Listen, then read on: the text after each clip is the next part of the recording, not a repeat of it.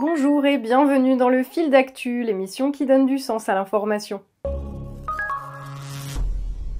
Où exactement les dirigeants européens sont-ils en train de nous mener ? Le 9 juin 2024, les Français sont appelés aux urnes pour élire leurs députés au Parlement européen. Or, à quelques jours du scrutin, ces élections européennes ne semblent guère soulever les passions et pourraient bien, pour les Français qui envisagent d'aller y voter, prendre des allures de simple référendum sur la politique menée par Emmanuel Macron. Cette situation peut à première vue paraître surprenante tant les institutions européennes ont pris de la place dans nos vies, tant leurs décisions ont aujourd'hui un impact sur la réalité sociale et politique de la France, et tant, il faut le dire, le projet européen, à l'heure de la démondialisation en cours, génère interrogations, colère et inquiétude. Ce paradoxe n'est pourtant qu'apparent. La situation peut en effet aisément s'expliquer par le fait que si les Français sont convaincus de l'importance de ce qui se décide aujourd'hui à l'échelon européen, ils peuvent également avoir, et ce en dépit de leur attachement, parfois réel, à l'idée d'Europe, la désagréable impression qu'à ce niveau, leur voix ne compte pas, que la démocratie européenne n'est rien de plus qu'une chimère, et ces élections, une manœuvre destinée à leur donner l'illusion du choix. L'impression que les décisions véritablement importantes, celles qui auront des conséquences sur leur vie, sont prises systématiquement dans leur dos, sans qu'on leur ait demandé leur avis, et un peu trop souvent contre leurs intérêts. Il suffit de regarder le mouvement des agriculteurs du début 2024 pour s'en rendre compte. Les institutions européennes, la manière dont elles fonctionnent, les politiques qu'elles mènent, notamment en matière de libre-échange, font aujourd'hui l'objet d'une remise en question sur la base des effets concrets qu'elles produisent, y compris auprès de gens ayant longtemps soutenu, au nom d'un idéal, la construction européenne. Et alors que nos dirigeants semblent bien décidés à pousser toujours plus loin leurs projets, il est aujourd'hui question dans le débat public d'une armée européenne, d'un budget commun ou la suppression du droit de veto des États sur les grandes décisions engageant l'UE, le ressentiment à l'égard de structures bien en peine de remplir leurs promesses se double d'une crainte pour l'avenir, celle d'une fuite en avant qui laisserait nos économies exsangues, nos frontières grandes ouvertes au vent de la libre circulation des biens, des personnes et des capitaux, et notre pays à genoux, dans un contexte géopolitique troublé que certains n'hésitent pas à brandir impunément pour presser la mise en œuvre de leur agenda. Mario Draghi demande aux États membres d'envisager une refonte des traités. Le dirigeant transalpin cible en particulier le principe de l'unanimité.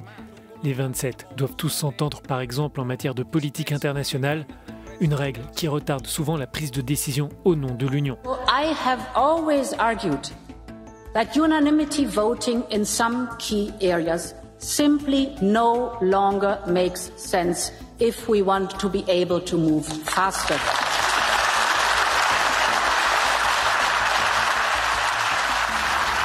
Face à cela, il faudra réformer aussi nos textes, c'est évident. Alors, dans ce contexte particulier, il nous a semblé utile ici de parler d'Europe. Pas d'une élection à l'importance discutable, au moins, mais bien des grands enjeux politiques, économiques, sociaux, liés à la construction européenne telle qu'elle a été menée jusqu'à maintenant et telle que nos dirigeants espèrent continuer à la mener dans les années à venir. Où exactement ceux qui sont aujourd'hui aux commandes de l'UE entendent-ils nous conduire ? L'Europe peut-elle véritablement être autre chose qu'une gigantesque machine bureaucratique vouée à s'asseoir sur l'intérêt des peuples et sur la volonté des nations? Alors que le monde se tend, que la guerre est à nos portes, peut-elle encore tenir ses promesses? Ou bien n'est-elle plus qu'un poids mort dont il faudrait se défaire de toute urgence, sous peine qu'elle ne nous entraîne dans son inéluctable chute? C'est à ces questions importantes que nous allons tenter d'apporter quelques éléments de réponse dans la suite de cette vidéo du Fil d'Actu. Mais d'abord, nous vous invitons, si vous appréciez notre travail, à le soutenir financièrement via notre page Tipeee, car pour rappel, nous sommes un média 100% indépendant qui n'a ni sponsor, ni mécène, ni subvention publique, et si cette chaîne existe, c'est uniquement grâce à notre public, vous. Donc, merci à vous si vous souhaitez contribuer et ainsi nous permettre de donner du sens à l'information. Ça se passe sur notre page Tipeee, en description, en dessous de cette vidéo. Comment intéresser les jeunes à ces élections? Il y a du boulot, hein. Aux dernières européennes, on a battu des records d'abstention. Plus de 70% chez les moins de 34 ans. Bonjour Olivier Mocco, vous avez peut-être la solution. Vous avez eu l'idée d'une course sur Fortnite, une course qui nous fait traverser toute l'Europe. Absolument. L'idée, c'était vraiment d'incarner cette Europe qui est un petit peu abstraite pour le grand public, et notamment sur les plus jeunes, hein, qui se disent peu concernés par la politique, encore moins par l'Europe. Le rêve européen aurait-il du plomb dans l'aile? Le 8 mai dernier, à un mois seulement des élections européennes, un sondage Odoxa, réalisé pour le journal Le Figaro, révélait que 91% de nos concitoyens se considéraient comme français avant de se considérer comme européens. Seuls 8% des sondés faisant la réponse inverse. Et nous n'allons pas y aller par 4 chemins. Ici, au fil d'actu, nous considérons que la question posée dans le cadre de ce sondage, un parmi plein d'autres d'ailleurs sur le même thème, n'a en elle-même pas le moindre sens. Pour qu'elle en ait un, encore faudrait-il commencer par s'entendre sur ce que signifie être européen, et donc, en premier lieu, sur ce qu'est l'Europe. Or, à ce sujet, cela fait désormais plusieurs décennies qu'une confusion est savamment entretenue par des cohortes de journalistes, intellectuels et politiques, et de manière moins consciente par nombre de personnalités publiques du monde de la culture et du spectacle. Cette confusion, à dessein ou non, le sondage que nous venons de citer contribue à la maintenir. Nous sommes très nombreux au quotidien à tomber dedans, ne serait-ce que par facilité. Et nous-mêmes, jusqu'à présent, dans cette vidéo, nous l'avons volontairement faite, pour mieux la souligner maintenant. Car lorsqu'on vous parle d'Europe, il peut en fait être question de deux choses très différentes, qu'en nommant de la même manière, certains voudraient nous faire assimiler l'une à l'autre, comme si les deux allaient nécessairement de pair. L'Europe, géographiquement parlant, c'est un continent, soit un territoire, bordé au sud par la mer Méditerranée, à l'ouest par l'océan Atlantique, qui remonte jusqu'à la mer du Groenland et à l'océan Arctique pour englober l'Islande et les îles Svalbard, et qui est délimitée à l'est par la chaîne de montagnes de l'Oural qui traverse l'actuelle Russie, et dans son prolongement par la mer Caspienne, le Caucase, la mer Noire, les détroits du Bosphore et des Dardanelles, et la mer Égée. Notons que ce ne sont pas là des frontières précises et établies, car l'Europe en tant que continent n'a pas d'existence juridique. Cependant, ses habitants ont en commun un certain nombre d'éléments culturels et historiques. Sur son territoire sont constitués un certain nombre de nations, dont les contours et l'existence même peuvent évoluer avec le temps. Ces nations peuvent d'ailleurs être à cheval sur plusieurs continents, comme la Russie ou la Turquie, mais aussi comme la France, dont certains départements ultramarins sont situés sur les continents africains ou américains. Si l'on considère l'Europe en tant que continent, tous les habitants de France métropolitaine sont donc évidemment européens. Et il n'y a pas à se sentir davantage français qu'européen ou l'inverse, tout simplement car les deux ne s'opposent pas. Ce sont simplement deux réalités à prendre en compte et qui ne souffrent aucun débat. Mais la plupart du temps, dans les discours politiques, les débats d'éditorialistes, les discussions d'économistes, lorsqu'il est question d'Europe, c'est en réalité à toute autre chose qu'au continent européen qu'il est, par abus de langage, fait allusion. Cela renvoie alors à un ensemble de structures politiques, régies par des institutions de construction extrêmement récentes, qui agissent sur des portions du continent européen. La plus évidente de ces structures est bien sûr l'Union européenne, une entité politico-économique créée en 1993 suite à la mise en œuvre du traité de Maastricht, adopté l'année précédente, et regroupant à l'heure actuelle 27 États constitués sur le territoire de l'Europe. Cette structure supranationale, dont les règles de fonctionnement sont définies par des traités, a doté les pays l'ayant rejoint d'un certain nombre de lois, écrites et mises en application par un certain nombre d'institutions au fonctionnement propre, telles que le Parlement européen, précisément celui qu'il s'agira de renouveler le 9 juin, la Cour de justice de l'Union européenne, ou encore, parmi les plus importantes, la Commission européenne. À noter que ces institutions ne sont pas nées du jour au lendemain, puisque si l'Union européenne, est officiellement née en 1993, elle a pris racine sur un certain nombre d'accords et de structures préexistantes mises en œuvre à compter de l'après-guerre, et principalement conçues pour favoriser les échanges économiques entre les nations signataires.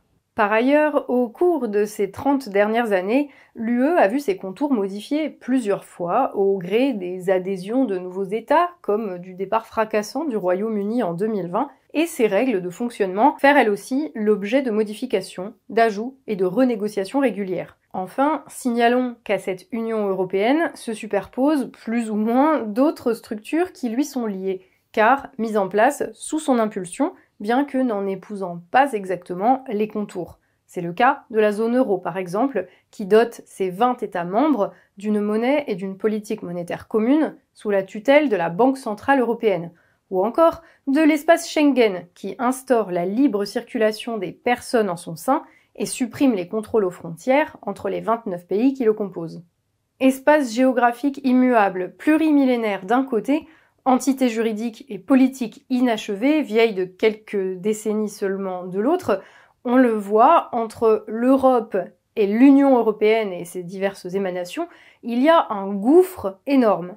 Gouffre que la question « Vous sentez-vous européen ?» efface, purement et simplement, tout comme sans doute plus de 99% des interventions publiques de politiques, intellectuels ou journalistes qui commentent l'élection du 9 juin prochain. Vous êtes plutôt pour plus d'Europe, plus d'intégration européenne, ou plutôt pour moins d'Europe, plus de place pour les nations dans l'Europe? L'Europe. Pourtant, il est bien évident que quand nos concitoyens s'affirment davantage français qu'européens, ce n'est pas leur présence sur un continent qu'ils remettent en cause, mais plutôt faut-il y voir peut-être une manière d'interroger la voix qu'entendent aujourd'hui faire prendre à notre pays des institutions dont la légitimité peut faire débat, et qui, depuis des années, se cachent derrière le nom Europe pour donner l'illusion de leur caractère définitif, comme si notre histoire et notre avenir ne pouvaient pas s'envisager sans elles. Or, s'il y a une chose que montrent les réponses données par les Français au sujet de leurs sentiments européens, c'est bien à quel point cette illusion est aujourd'hui en train de se dissiper, quand bien même les amalgames sur lesquels elle s'est répandue continuent d'être allègrement diffusés par les détenteurs de la parole publique. Si notre appartenance géographique à l'Europe est indiscutable, en revanche, le bénéfice que nous tirons en tant que nation de notre participation aux institutions européennes est, lui, clairement discuté. Parce que c'est l'Europe, ils n'y comprennent, je vais être très méchant, beaucoup de Français n'y comprennent pas grand-chose, ils ne savent pas à quoi ça sert ce truc-là, sauf à les ennuyer, et comme on n'arrête pas de dire que l'Europe, c'est de la paperasserie... C'est ça, que le discours politique a tellement été critique de l'Europe. Et démago, à fond. L'Union européenne, ses objectifs, ses choix, son fonctionnement font aujourd'hui débat. Et il y a des gens que cela dérange. Les mêmes qui entretiennent la confusion entre Europe géographique et structure politique et qui désormais ont tendance à balayer comme illégitime toute interrogation envers l'UE, comme si le doute était forcément le fruit non pas de l'expérience vécue, mais au contraire de l'ignorance, de l'inculture, de la bêtise de nos compatriotes, voire carrément de manipulations opérées par des agents de l'étranger. Une bien curieuse conception du débat politique, une bien curieuse façon de traiter les Français, là où, fondamentalement, tout devrait pouvoir être discuté, mis sur la table, là où il ne devrait y avoir aucune obligation morale à adhérer au projet politique de l'Union européenne, sous peine de se faire traiter de populiste, de nationaliste ou d'agent de la Russie. Russie qui, entre parenthèses, appartient au continent européen. Ça fait des années et des années que nous avons en France la 5e colonne, que nous avons les collabos, que nous avons les défaitistes qui encensent Poutine, qui sont les caniches de Poutine, qui sont eux-mêmes des dictateurs en puissance, que ce soit l'extrême gauche ou l'extrême droite, et par conséquent qui s'entendent parfaitement bien avec les dictateurs. Je vous dis, ce sont des collabos. Ce qu'on sait, c'est qu'il y a une corrélation entre extrémisme politique et théorie du complot. Plus vous adhérez à un nombre important ou plus intensément à des théories du complot, et plus vous avez de chances statistiques d'avoir des sympathies, d'abord pour l'extrême droite d'ailleurs, ensuite dans un second temps pour la gauche radicale. Pourquoi ? Lorsque matin, midi et soir, on vous explique que vos représentants démocratiquement élus sont en réalité des pions, des agents à la solde de puissances obscures, des gens corrompus, eh bien vous en arrivez logiquement à remettre en cause la validité du système qui permet cela, et donc de la démocratie libérale. Tout le monde aujourd'hui a le droit de penser que la construction européenne est bancale, dangereuse, voire contestable dans son fondement même, ou à l'inverse, qu'elle représente une formidable source de prospérité et d'opportunités. Ce sont là des positionnements politiques. Et tous sont légitimes en soi. La seule question qu'il convient de poser dans le débat public, c'est celle de la pertinence de ces positions au regard des intérêts que l'on souhaite, dans un contexte particulier, privilégier. C'est là même la seule question véritablement essentielle à se poser aujourd'hui et qui mérite un débat serein, à 1000 lieues des querelles partisanes que la campagne électorale en cours nous donne à voir. On a manqué d'ambition et qu'on n'avait pas changé le cadre. Expliquez-moi alors Madame comment Maillet, vous allez convaincre on a voté vos votre plan et le résultat c'est qu'on est en plein décrochage. Et à ce propos, le fait est qu'aujourd'hui, l'Europe, en tant que construction politique récente, fait l'objet d'un certain nombre de critiques. Nous ne parlons pas là d'une opposition de principe très minoritaire, mais bien de griefs nés de l'expérience, tels que ceux formulés par les agriculteurs au début de l'année, ou tels que ceux qu'ont en tête nombre de nos concitoyens qui, ces dernières années, ont vécu une dégradation de leur situation personnelle et qui en imputent au moins une partie de la responsabilité aux décisions prises à Bruxelles, siège de la Commission européenne, instance centrale de l'UE, dont les membres ont la particularité de ne pas être élus. Ces griefs, qu'on les partage ou pas, quels sont-ils? Globalement, il est reproché à l'Europe politique d'être plus néfaste que bénéfique à une majorité de Français. On reproche à l'Union européenne et à ses émanations d'organiser en son sein une concurrence entre ses pays membres, qui ruine nos producteurs, favorise la délocalisation de nos outils de production vers les pays de l'Est, où le niveau de vie et donc d'exigence sociale est moindre, et mène à la faillite ceux qui souhaiteraient rester. On lui reproche en outre de favoriser, en plus de la concurrence intérieure, la pénétration du marché européen par des produits fabriqués à l'autre bout du monde, via la signature de traités de libre-échange, nous privant de toute capacité à répondre à nos besoins de manière autonome. Mais on reproche également à l'Union européenne le démantèlement de grands groupes nationaux et la désorganisation de secteurs d'activité entiers, on pensera ici entre autres à celui de l'électricité, afin d'imposer à la place des mécanismes de marché extrêmement complexes, peu efficaces et particulièrement coûteux pour les usagers. On lui reproche encore un empilement, en apparence insensé, de règlements, de contraintes, d'obligations, d'interdictions, de celles à venir pour 2035 des voitures thermiques, jusqu'à la réduction des surfaces de terres cultivables, sans la moindre considération pour les implications concrètes des décisions prises sur la vie quotidienne des gens. Concernant le système monétaire européen à l'œuvre dans l'eurozone, il lui est reproché de tirer les prix vers le haut, de plomber la compétitivité des produits français et de nous priver de marge de manœuvre pour remédier à cela. Et pour ce qui est des règles régissant l'espace Schengen, on leur reproche de faciliter la circulation de personnes en situation irrégulière, voire l'entrée sur notre territoire de personnes venues pour y commettre des attentats, au détriment de la capacité de la France à contrôler les flux de personnes souhaitant entrer sur son territoire, et au détriment, donc, de la sécurité de ses habitants. Enfin, et cela n'est sans doute pas la moindre des critiques, on reproche aux institutions européennes de faire tout cela au prix d'une contribution financière de la France bien plus importante que ce qu'elle touche en retour, et de l'imposer en enjambant les structures nationales sans disposer pour cela de la légitimité conférée par les urnes. Bien sûr, face à de telles critiques, la simple répétition de slogans vides de contenu, l'Europe c'est la paix, la coopération, l'amitié entre les peuples, n'a guère de poids. Pour autant, les critiques dont font l'objet les institutions européennes sont-elles fondées? Que ce soit clair, nous ne sommes pas ici pour dire aux gens que leur perception de la réalité est fausse sur la base de calculs en apparence savants mais en réalité totalement abscons, comme le font trop souvent la plupart des grands médias parés des atours de l'objectivité et du fact-checking. Ce qu'on sait, c'est qu'il y a une... Ce serait s'engager dans une impasse que de tenter de mesurer le taux exact de responsabilité prise par les institutions européennes dans le processus par lequel la France, ces dernières décennies, s'est retrouvée vidée de ses usines, privée du contrôle de ses frontières ou a vu les rayons de ses supermarchés être envahis de produits bas de gamme venus du bout du monde et menant nos agriculteurs à la faillite. Ce serait une impasse, ne serait-ce que parce que ce processus a exigé le concours d'une multitude d'acteurs nationaux comme européens et mondiaux interagissant les uns avec les autres. Faut-il reprocher aux institutions européennes les conséquences de l'application des dispositions prévues par le traité de Lisbonne, sachant que c'est le président de la République française lui-même, Nicolas Sarkozy, qui a signé en 2007 ce traité au nom de la France, malgré le rejet très clairement exprimé par les Français envers son contenu 2 ans plus tôt, à l'occasion du référendum sur la Constitution européenne.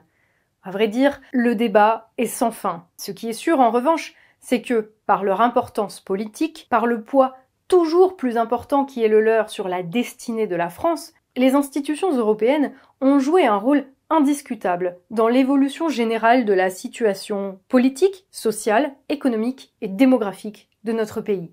Et que, si les Français ont l'impression que sur nombre d'aspects, les choses ont, ces dernières décennies, changé en pire, alors l'Europe, en tant qu'ensemble d'entités politiques, a incontestablement joué un rôle majeur dans les dégradations constatées. Nécessairement, la question qui se pose alors ne peut être que la suivante. Les institutions européennes peuvent-elles être transformées? Leurs politiques peuvent-elles être réorientées au bénéfice de la majorité de nos compatriotes? Ou bien sont-elles, par essence, vouées à tirer notre pays vers le bas, au mépris toujours plus prononcé des aspirations populaires? En d'autres termes, une autre Europe est-elle possible, oui ou non? Une question qui, d'une certaine manière, est au cœur de la campagne électorale en cours, puisqu'en y regardant bien, c'est précisément une autre Europe que prétendent porter la plupart des formations politiques candidates aux élections européennes, de la France insoumise à Reconquête, du Parti socialiste au Rassemblement national. Que, selon les sensibilités de chacun, cette autre Europe prenne le nom d'Europe des peuples, d'Europe sociale ou d'Europe des nations, tous, y compris d'ailleurs le parti présidentiel, mais nous y reviendrons ultérieurement, promettent de transformer l'Union européenne actuelle pour bâtir un espace de coopération, débarrassé de ses travers idéologiques et de son fonctionnement bureaucratique et autoritaire. Et évidemment, on ne peut que souscrire à de telles ambitions. Après 70 ans de construction, reconnaître une impossibilité structurelle des institutions européennes à servir le plus grand nombre, et donc poser la question de l'abandon de ces institutions, sonnerait comme un terrible aveu d'échec. Un échec d'autant plus difficile à accepter que pendant toutes ces années, les institutions en question ont été assimilées dans les esprits à la paix, à la prospérité et plus que tout, au continent européen lui-même. Le problème, on pourrait même dire la contradiction majeure qui pointe désormais à l'horizon, c'est que si les Français restent attachés à l'idée de construction européenne, ce qu'ils reprochent en parallèle à l'UE dans les faits n'est pas une simple position liée à une question d'importance secondaire qui pourrait parfaitement être redéfinie, renégociée au prix d'une discussion plus ou moins vive entre États membres. Ce que les Français reprochent à l'UE, sans forcément le savoir, ce sont ni plus ni moins les effets directs, logiques et implacables de la mise en pratique des grands principes qui sont au fondement même du projet européen depuis ses débuts, dont la mise en œuvre et la préservation sont précisément la raison d'être des institutions européennes. Car pourquoi aujourd'hui nos agriculteurs meurent-ils de la concurrence déloyale? Parce que l'Union européenne elle-même a instauré entre ses États membres la libre circulation des biens, la libre circulation des marchandises, et cherche à appliquer au maximum ce principe entre elle-même et ses partenaires commerciaux internationaux. Pourquoi, depuis des années, notre industrie peut-elle être délocalisée, les investissements concentrés dans des pays à bas coût? Parce que l'Union européenne elle-même a instauré entre ses États membres la libre circulation des capitaux. Libre circulation des capitaux et libre circulation des marchandises que favorise d'ailleurs l'existence d'une monnaie unique et d'une politique monétaire commune. Pourquoi le démantèlement d'EDF ou la mise en place d'un marché de l'électricité décorrélant les prix de la production nationale réelle ont-ils été imposés? Parce que l'Union européenne elle-même a instauré, entre ses États membres, la libre circulation des services, impliquant la fin des monopoles nationaux et de la régulation des prix. Pourquoi, enfin, nos frontières ont-elles été réduites à néant parce que l'Union européenne elle-même a instauré, via l'espace Schengen, la libre circulation des personnes sur le territoire des pays signataires. Libre circulation des personnes, libre circulation des services, libre circulation des capitaux et libre circulation des marchandises, ce sont là en réalité les 4 libertés servant de pierre angulaire à la construction européenne. Ces 4 libertés étaient déjà inscrites en 1957 dans le traité de Rome comme les fondements de la communauté économique européenne. À partir de là, tous les développements ultérieurs de l'Europe politique ont eu vocation à rendre effectives ces 4 libertés. C'est à cette fin qu'une union douanière entre les États membres a été établie en 1968. C'est à cette fin qu'a été adopté en 1986 l'acte unique, instaurant un marché intérieur européen unifié, sur la base de ces 4 libertés. Ce sont ces 4 libertés qui ont justifié la mise en place de la monnaie unique, et ce sont encore ces 4 libertés qui ont été consacrées par le traité de Lisbonne en 2007. Tout élargissement de l'UE a eu vocation à étendre le territoire sur lequel ces libertés s'appliquaient. Et chaque changement institutionnel, vécu par les citoyens des États européens comme une perte de souveraineté au bénéfice d'instances supranationales, a eu pour but de forger un cadre où ces libertés pouvaient se déployer de manière optimale, sans risquer d'être contestées par des gouvernements nationaux à la faveur d'un changement de majorité politique. Mais pourquoi ces 4 libertés, liberté de circulation des biens, des capitaux, des personnes et des services, qui à première vue peuvent sembler nettement moins fondamentales que la liberté de conscience, d'expression ou de rassemblement, sont-elles aussi intimement liées au projet européen? La raison la plus évidente a trait à l'idéologie. C'est que, dans l'esprit des intellectuels et des politiques qui, des décennies durant, ont organisé ou justifié la construction européenne, ces 4 libertés constituaient les seuls fondements sur lesquels une prospérité et une paix durable pouvaient être établies sur le continent. Une vision des rapports marchands et économiques qui avait le vent en poupe dans les milieux qui ont impulsé la construction de l'Europe politique et qui est encore aujourd'hui extrêmement présente au sein de l'intelligentsia européenne. Le problème ici, c'est que cette vision a depuis montré ses limites. Comme c'est souvent le cas avec les idéologies, le passage de la théorie à la pratique ne s'est pas fait sans heurts. Confronté à une concurrence débridée et intenable venue de pays dotés d'un niveau de développement économique moins avancé que le nôtre, et donc d'exigences sociales, et donc de coûts de production plus faibles, nombre de producteurs français ont été contraints de mettre la clé sous la porte, tandis que les grands groupes industriels, possédés par des financiers, partaient implanter leurs usines en Europe de l'Est. La casse sociale fut rude, mais surtout, la France se vida ainsi en quelques décennies de ses instruments de production de richesse. Sans doute ne fallait-il pas être grand clair durant toutes les décennies où nos élites se sont voilées la face sur le phénomène, pour se douter que le libre-échange risquait d'affaiblir la France, ou que la libre circulation des personnes dans ce contexte n'allait pas manquer de générer son lot de problèmes. À la limite, peu importe, ce qui est fait est fait.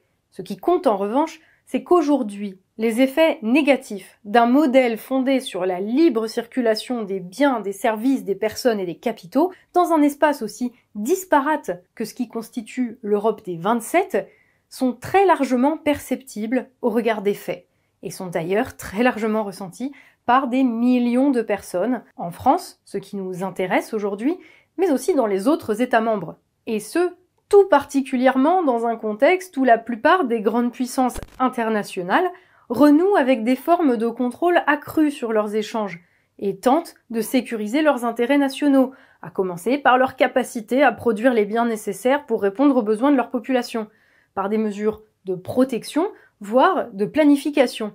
À Washington, Emmanuel Macron n'a pas réussi à faire reculer Joe Biden sur l'IRA, l'Inflation Reduction Act, et ses généreuses subventions aux entreprises qui investissent aux États-Unis.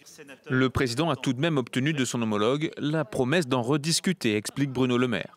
Pour faire face aux effets de l'IRA, l'Europe cherche un compromis.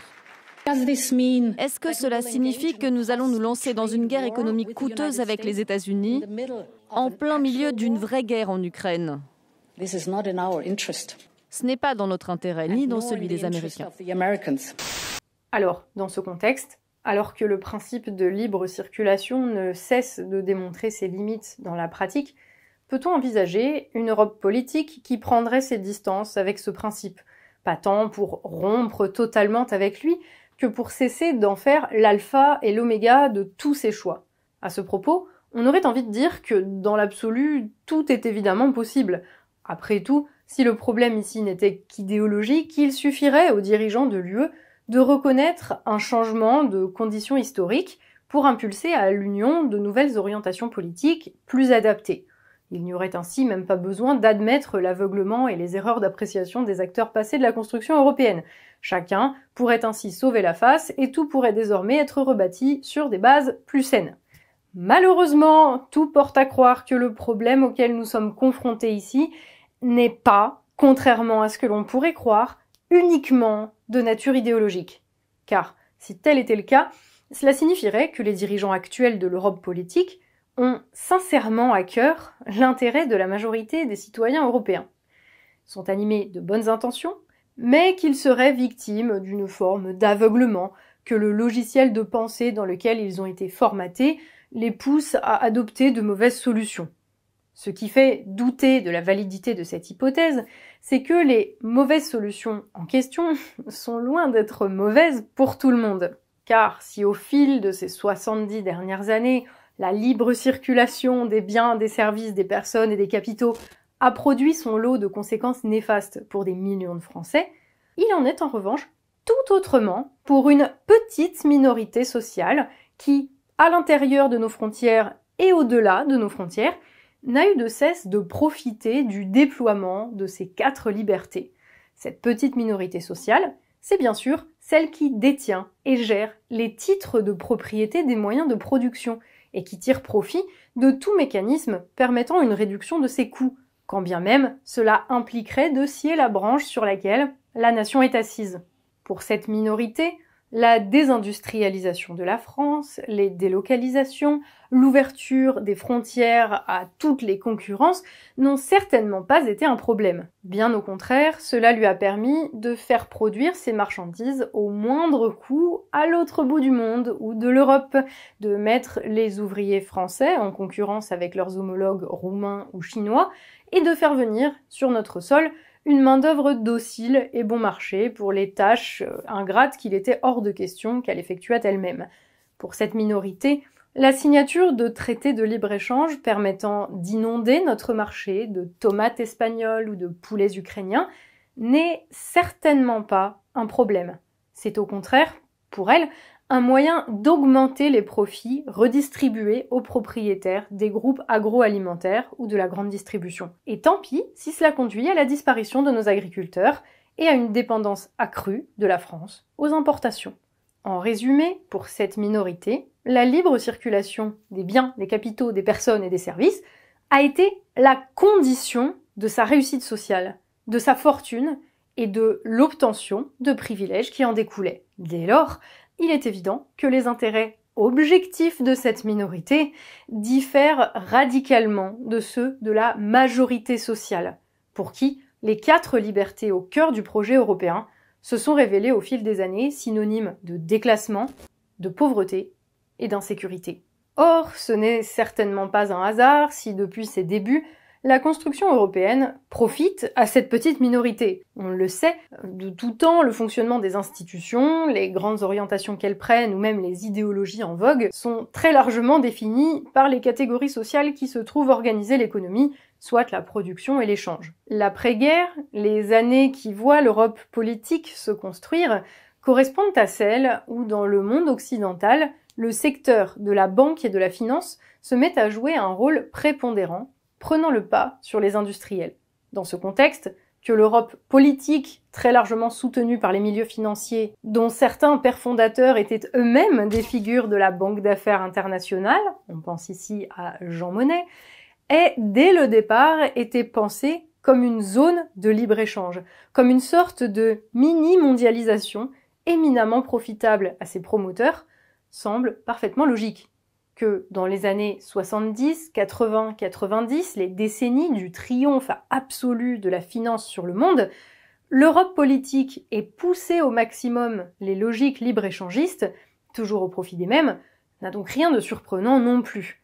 Et que, à compter de la fin des années 90, moment où la financiarisation et la mondialisation de l'économie ont commencé à faire véritablement sentir, avec plus d'insistance année après année, crise après crise, leurs effets néfastes, les Français, tout comme leurs voisins, aient commencé à questionner la construction européenne et à remettre en cause le bien fondé du récit qui l'avait accompagné, et auquel ils avaient sincèrement cru, et là encore totalement logique. Cependant, ce réveil des peuples ne pouvait manquer de représenter une épine dans le pied de la finance, dont les intérêts ne pouvaient pas tolérer une remise en cause des 4 libertés de circulation. Et sans doute faut-il voir là, dans la tension de plus en plus évidente, dans l'opposition de plus en plus affirmée entre des intérêts divergents, entre d'un côté celui des peuples d'Europe et de l'autre celui des financiers, l'origine de la crispation des institutions européennes à l'encontre de la démocratie et de son corollaire, la souveraineté de ses États membres. Sans doute n'est-ce pas un hasard si au fur et à mesure que le rejet des politiques européennes grandissait, les pouvoirs, au sein de l'UE, se concentraient toujours plus entre les mains d'instances non élues, dictant leurs lois aux États. Des lois d'ailleurs de plus en plus punitives et en apparence absurdes, au fur et à mesure qu'il fallait trouver pour la finance de nouvelles sources de profit. C'est que, pour garantir les intérêts de quelques-uns, il fallait, coûte que coûte, protéger la sacro-sainte liberté de circulation contre toutes les menaces, et en premier lieu, contre la tentation pour les États de répondre à la demande grandissante de protection exprimée par les peuples. Il fallait protéger cette liberté de quelques-uns de s'enrichir, acquise au prix de décennies de construction européenne, contre ce que l'on allait bientôt appeler le populisme, soit en réalité contre la démocratie elle-même, devenue une menace pour les gagnants du projet européen. Et c'est uniquement en comprenant les choses de cette manière, comme une féroce bataille entre intérêts opposés, que l'on peut comprendre l'adoption en 2007 du traité de Lisbonne, malgré le refus de son contenu, exprimé 2 ans plus tôt par référendum, par les peuples de plusieurs pays, dont la France. C'est uniquement en comprenant les choses de cette manière que l'on peut saisir la fameuse phrase prononcée en 2015 par le président alors de la Commission européenne Jean-Claude Juncker, selon laquelle il ne peut y avoir de choix démocratique contre les traités européens. Et c'est seulement en comprenant les choses de cette manière que l'on peut saisir, globalement, le fait que chaque directive européenne impose sa transcription dans les droits nationaux.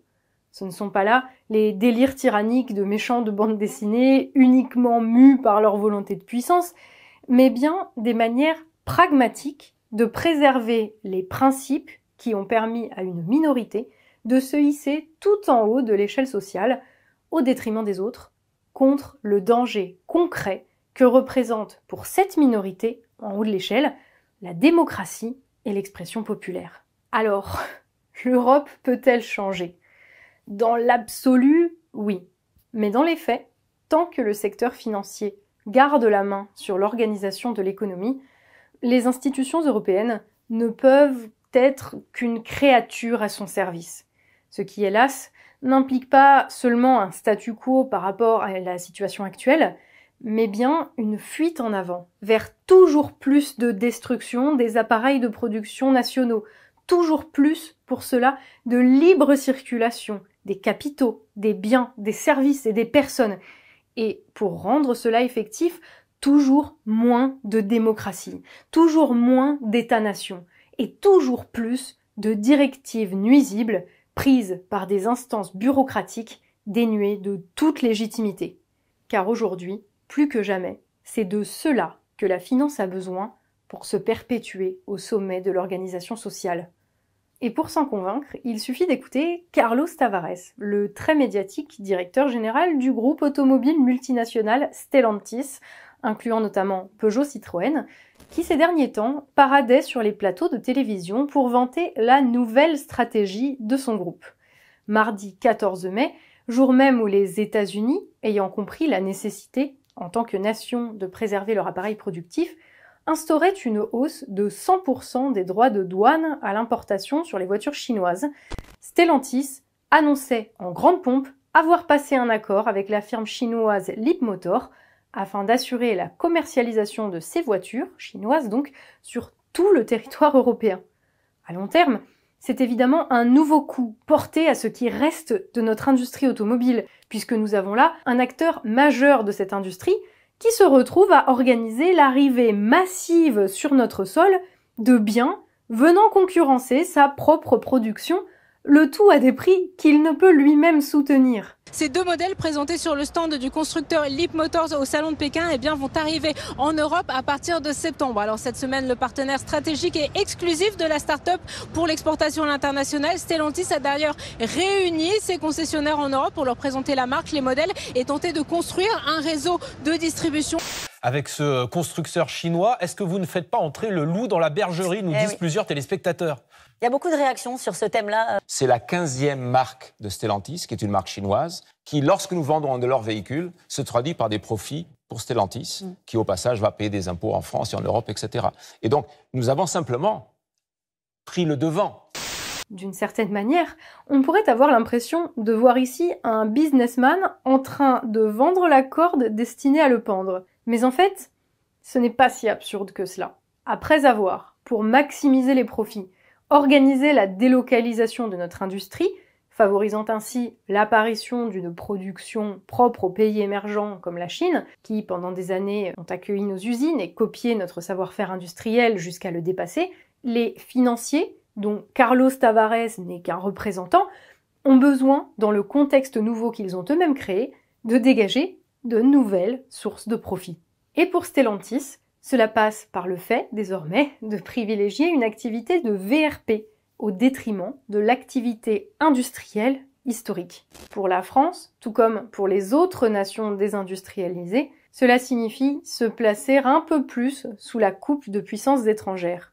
Et c'est évidemment une catastrophe. Mais pour les actionnaires de Stellantis, pour leur directeur général, qui vient d'ailleurs d'être récompensé pour ses bons et loyaux services par une hausse de son salaire annuel à 36 millions d'euros, pour les groupes d'investissement qui gèrent les actions Stellantis de leurs clients, cette collaboration avec la Chine est une excellente nouvelle. Et pour favoriser à l'avenir ce type d'opération, Carlos Tavares le disait encore jeudi 16 mai sur France 2, au micro de Caroline Roux, il faut que le projet européen aille plus loin, que l'Europe se préserve toujours plus de la tentation d'un retour à des mesures de protection nationale face à la concurrence, que l'Europe lève toujours plus les obstacles aux fusions entre groupes nationaux, en permettant à ces derniers d'enjamber, à cette fin, les législations nationales, et que l'Europe franchisse ce que l'on appelle une étape d'intégration supplémentaire, c'est-à-dire concentre toujours plus de pouvoir au détriment de ses États membres. Je pense qu'on a créé un marché européen, mais il faut qu'on aille à l'étape suivante de ce qu'est véritablement la convergence de l'Europe pour avoir plus de vitesse, pour avoir plus d'homogénéité et moins de bureaucratie. Or, telle est précisément, comme c'est étonnant, l'ambition des politiques qui aujourd'hui sont à la tête des institutions européennes et des intellectuels qui leur servent de caution. De la présidente de la Commission européenne Ursula von der Leyen à notre président de la République, la nécessité d'un sceau fédéral, c'est-à-dire de la possibilité pour l'UE de parler d'une seule voix, en faisant taire les oppositions nationales en son sein. Un sceau qui, dans un premier temps, est supposé s'incarner dans l'abandon, sur les questions majeures, du droit de veto des États membres au sein de l'institution dans laquelle ils sont représentés, le Conseil européen. Cette instance, où siègent les 27 chefs d'État et qui a vocation à définir les grands axes de la politique européenne, prend aujourd'hui ses décisions à l'unanimité. Demain, ce dispositif, qui permet aux dirigeants élus de chacun des pays de fixer des lignes rouges à la politique européenne, pourrait tout simplement disparaître, remplacé par un simple vote à la majorité. Une majorité des pays européens pourrait alors définir la ligne politique des autres, quand bien même les dirigeants de ces derniers auraient été élus pour mener une politique contraire. Une manière, là encore, de protéger la liberté de circulation contre les dangers de la démocratie. I have always argued that unanimity voting in some key areas simply no longer makes sense if we want to be able to move faster.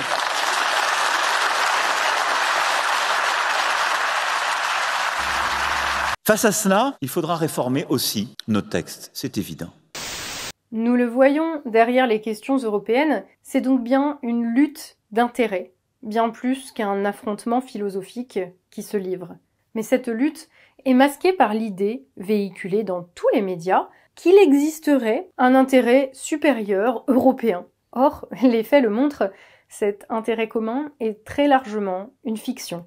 Par exemple, les agriculteurs français n'ont pas du tout intérêt à ce que les agriculteurs ukrainiens viennent vendre leurs poulets dans nos supermarchés.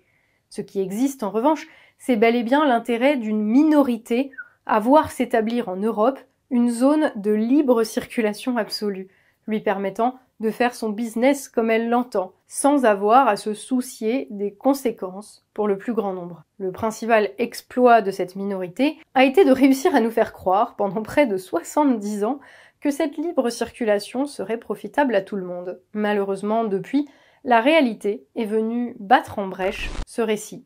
Pour une majorité de nos concitoyens, la liberté de circulation a été synonyme de déclassement, de pauvreté, d'insécurité sociale, économique, morale et physique. Et aujourd'hui, bien plus que face au choix que l'on nous propose de faire le 9 juin prochain, quel bulletin placer dans l'urne à l'occasion d'une élection mineure pour se convaincre qu'il existe une démocratie européenne, c'est face à un choix majeur que se trouve le peuple français.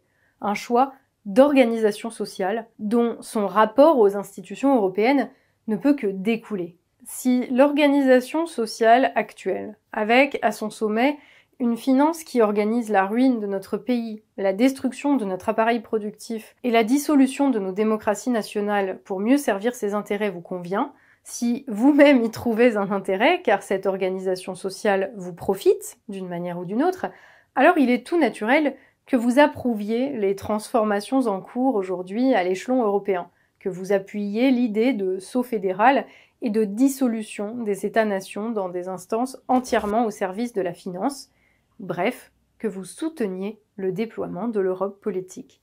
Mais si vous n'êtes pas dans ce cas particulier, que depuis des années maintenant, vous voyez votre pouvoir d'achat se réduire, que vous subissez dans votre travail les effets de la concurrence et des règles absurdes, que vous pensez que les frontières sont là pour vous protéger et que, pour cette raison, des personnes prétendant agir pour votre bien font le tour des plateaux de télévision pour vous inciter à penser contre vous-même, tout en vous accusant de céder au populisme, au complotisme, voire de travailler pour l'étranger si vous ne le faites pas, alors il s'agit de se rappeler que ces gens ont en réalité tout simplement des intérêts, non seulement différents des vôtres, mais aussi contraires aux vôtres. Que ce sont ces gens-là qui ont construit l'Europe politique et que ce sont eux qui continuent aujourd'hui d'en orienter la course, dans leur intérêt et donc contre le vôtre. Il s'agit de se rappeler que quel que soit votre degré d'attachement à l'idée d'Europe, à l'idéal de coopération et d'amitié entre les peuples, cet idéal ne sera jamais atteignable tant que cette minorité sera aux commandes. Que les institutions européennes actuelles ont précisément été construites pour qu'elles restent aux commandes quoi qu'il arrive. Et donc, que s'émanciper de cette minorité pour construire une autre organisation sociale qui ne tournerait plus autour de la satisfaction de ses seuls besoins au détriment de ceux de tous les autres, implique nécessairement une rupture avec les institutions européennes actuellement en vigueur. Quelle organisation sociale? C'est alors que notre pays est aujourd'hui menacé de ruine et de destruction totale par l'organisation constituée autour de la finance, la seule question que tous les politiques sincèrement préoccupés par l'avenir de la France devraient se poser, plutôt que de se jeter de petites phrases à la figure sur les plateaux de télévision pour mieux masquer leur absence de projet. Mais avec la certitude qu'une réponse ne pourra y être apportée qu'à un échelon sur lequel il nous est encore possible, en tant que peuple, d'exercer un contrôle politique, et qui n'a pas spécifiquement été conçu pour nous en priver. Un échelon qui, dans le contexte actuel, ne peut donc être que la France. laquelle, contrairement aux institutions européennes actuelles, existait avant que la finance n'étende son emprise sur elle, et qui, n'en déplaise à certains, survivra à son règne, comme elle a déjà survécu à bien des maux au cours de son histoire. Voilà le fil d'actu, c'est tout pour aujourd'hui. Merci d'avoir été avec nous. On espère que vous avez apprécié cette vidéo qui n'a fait bien sûr qu'effleurer un sujet de fond auquel il faudrait en réalité consacrer des livres entiers. On espère qu'elle vous aidera à prendre un peu de recul sur les enjeux politiques actuels et viendra alimenter vos propres réflexions à ce sujet. Si tel est le cas, si notre travail vous semble utile, on vous invite bien sûr à le faire connaître autour de vous. Surtout, comme on le disait en début d'émission, nous vous invitons à le soutenir financièrement via notre page Tipeee dont vous trouverez le lien en description sous cette vidéo. Vous ne le savez peut-être pas, mais le fil d'actu, c'est un média 100% indépendant, totalement à part dans le paysage médiatique. Si nous pouvons faire des vidéos, si nous pouvons partager nos réflexions et donner du sens à l'information, c'est uniquement grâce au soutien de notre public. C'est grâce à vous, les tipeurs réguliers et occasionnels, sans qui la chaîne n'existerait tout simplement pas. Vous vous en doutez, nous n'avons ni sponsors, ni riches mécènes, ni subventions publiques, seulement vous et votre soutien. Tout simplement parce que si nous faisions autrement, nous perdrions immédiatement notre liberté de parole. Votre soutien, votre participation financière au fil d'actu, c'est la garantie de notre indépendance, la garantie qu'on ne se fera jamais acheter et qu'on ne servira jamais d'autres intérêts que ceux du plus grand nombre. Donc merci encore une fois à vous tous, les tipeurs, de nous offrir cette possibilité. Et si vous n'êtes pas encore tipeur du fil d'actu mais que vous souhaitez le devenir et que vous en avez les moyens, c'est bien entendu possible. Il vous suffit de vous rendre sur notre page Tipeee en cliquant sur le lien en description de la vidéo, de choisir le montant et la régularité de votre soutien et de vous laisser guider. Tout soutien, ne serait-ce qu'à hauteur de quelques euros par mois, est bien sûr grandement apprécié. Alors merci d'avance et bienvenue dans l'aventure. Pour le reste, si ce n'est pas déjà fait, pensez bien sûr à vous abonner à la chaîne YouTube et à nos différents réseaux, X, Instagram et Facebook, pour être sûr de ne rater aucune de nos nouvelles publications. Pensez également à laisser un pouce en l'air si la vidéo vous a plu, ça fait plaisir et ça améliore son référencement par YouTube. Et à continuer bien sûr la réflexion et le débat, intelligemment comme vous savez le faire, dans les commentaires. Nul doute qu'on vous lira avec grand plaisir. Je vous dis à très vite dans un nouveau fil d'actu, l'émission qui donne du sens à l'information.